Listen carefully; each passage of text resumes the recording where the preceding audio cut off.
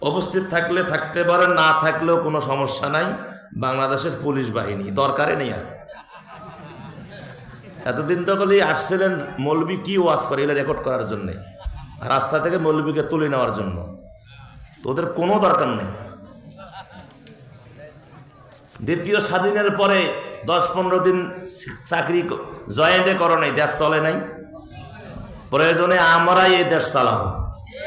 কথা বলেন। যদি আবারও দুর্নীতিতে যোগ দাও, আবারও দুর্নীতি করো। আমি নোট করেছি চাঁদপুরের হবিগঞ্জ থানা, চাঁদপুরের কি গঞ্জ, হবিগঞ্জ থানা, SI মাহফুজুর রহমান কাজের বিনিময়ে, SI মাহফুজুর রহমান কাজের বিনিময়ে এক মুরব্বী মানুষ তার কাছে 10,000 টাকা নিয়েছে।